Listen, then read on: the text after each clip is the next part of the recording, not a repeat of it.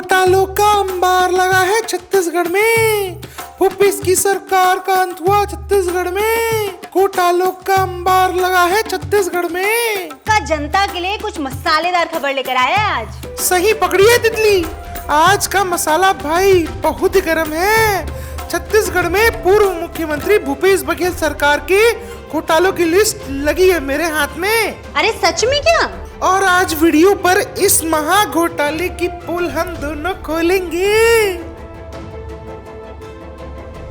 नमस्कार दोस्तों, मैं हूँ आपकी फ्रेंड तितली और ये है मेरा फ्रेंड रेंचो।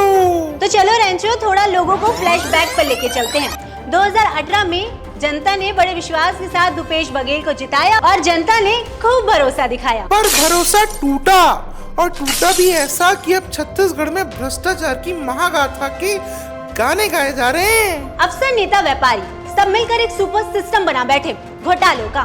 कोई छोटा मोटा खेल नहीं था तितली, पूरा सीधा सरकारी संरक्षण में, मतलब ऊपर से लेकर नीचे तक सब सेटिंग था। और अब जब भूपेश की सत्ता चली गई तो भूपेश के सारे घोटाले के चिट्ठे खुल रहे हैं। ईडी, एसीबी, ईओडब्ल्यू सबने मिलकर घोटालों की जांच में झाड़ू लगानी शुरू कर दी है तितली। तो तितली, पहले हम आते हैं शराब घोटाले पे। भाई 2161 करोड़ का घोटाला सुन के ही चक्कर आ गया मुझे तो। अरे बाप रे रेंचो, यानी शराब बेचने का धंधा ऐसा घुमा कि नकली होलोग्राम, नकली बिल और असली रिश्वत मिलाकर पूरी शराब माफिया तैयार हो गई। और इन घोटाले में जुड़े लोगों का नाम तो सुनाओ जरा रेंचो। हाँ जरूर। पहला है कवासी लखमा, पूर्व मंत्री। उन पर 64 करोड़ के रिश्वत का इल्जाम है। कहते हैं बिना परमिशन शराब की बोतलें हिल भी नहीं सकती। और मास्टरमाइंड अनवर डेवर, रायपुर के पूर्व महापौर का भाई, यानी बोले तो पूरा वीआईपी घोटाला। होलोग्राम से लेकर परमिट तक सब में सेटिंग थी। सरकारी शराब दुकानें, प्राइवेट दुकानें, सबका रेवेन्यू गायब। यानी तितली, इसमें तो जनता का पैसा गया और नेताओं की जेब में भर गई। और रेंचो, जब एसीबी का छापा पड़ा तो अनवर डेवर ने पैसे ऐसे निकाले जैसे गन्ने का जूस निकाल रहा हो। और तो और ईडी ने केस पकड़ा तो 6000 पेज की चार्जशीट, इस पर तो पूरी किताब लिखी जाए। तो अब कोयला का खेल समझिए आप लोग। तो मैं और रेंचो आप लोगों को बताने वाले हैं डीएमएफ, यानी डिस्ट्रिक्ट मिनरल फाउंडेशन, जिसका पैसा जनता के विकास में लगना था और उसे उस वक्त के नेताओं ने खा लिया। बोला गया हर क्विंटल कोल पर 25 रुपए की वसूली, फर्जी बिल, काली कमाई, हवाला, सब कुछ। रेंचो, जिस डीएमएफ का पैसा अस्पतालों, स्कूलों और सड़कों में लगना चाहिए था, वो पैसा नेताओं और वीआईपी पार्टीज और बंगलों को संजाने में लग गया। तितली, तू इस घोटालों में शामिल बड़े बड़े अधिकारियों के नाम सुनकर चौंक जाएगी। Saumya Chaurasia, Ranu Sahu IAS officer, Suryakant Tiwari mastermind. यानी रेंचो, ये बड़े बड़े अधिकारी घपला करते करते अपनी जेबें भरते रहे और जनता को क्या मिला? टूटी सड़कें, गंदा स्कूल और खाली अस्पताल। पर वक्त बदलने में देर नहीं लगती तितली।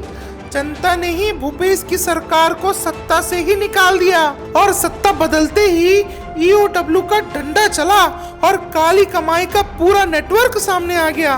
रेंचो, मैं तो सोच रही थी कि डीएमएफ घोटाले में 575 करोड़ का घोटाला हुआ, इतने में तो पूरा एक गांव संवर जाता। वही तो तितली, और मजे की बात तो ये है कि नेताजी लोग कहते थे हमने विकास किया है।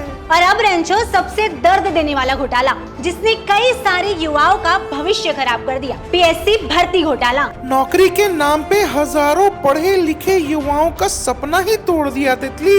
सेटिंग, सिफारिश, रिश्वत सब चला। और इसमें इनकी मदद भी कौन कर रहा था?